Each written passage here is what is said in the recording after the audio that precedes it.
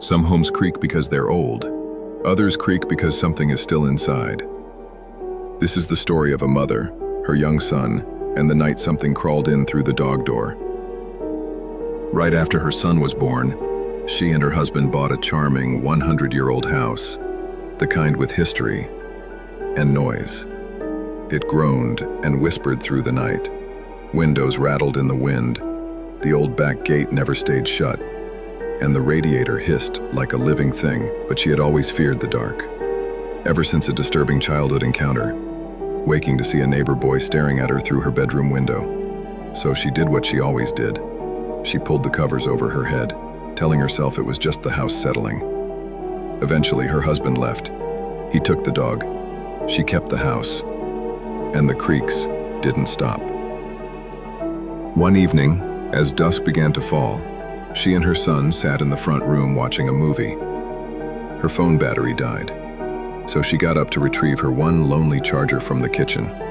But the moment her feet hit the linoleum, a shiver ran through her body, goosebumps, that primal, unmistakable feeling of being watched. She turned to the window and froze. There, just outside the open back gate, was someone, a figure, sitting cross-legged in the yard, wearing a hood and dark sunglasses. At dusk, they weren't moving, not one bit, even as she stepped closer to the glass, even when it was clear she saw them. They just sat there, staring. Heart pounding, she locked the back door, grabbed her dead phone and charger, and ran to her laptop. She messaged the first person online. "Someone is in my yard, phone is dead. If you don't hear from me, call the cops."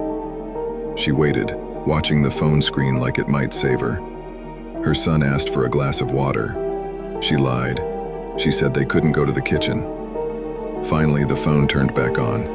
She then called 911. She told the dispatcher what she saw, how the figure didn't move, and asked if an officer could come, even if the person was likely gone. But the dispatcher wanted her to check, to see if the person was still out there.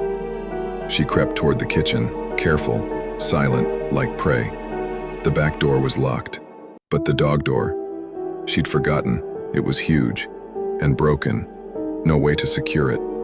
She stood up slightly to scan the yard and came face to face with the figure, hood, sunglasses, pressed to the glass, staring directly at her. She couldn't even speak. The dispatcher begged her to grab her son and hide in a locked room. She ran, swooped up her boy, and then the sound of the dog door swinging open. She didn't wait, didn't think.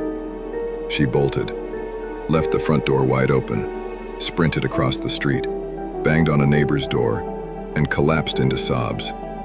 Not just for herself or her son, but for the cat, trapped inside with it.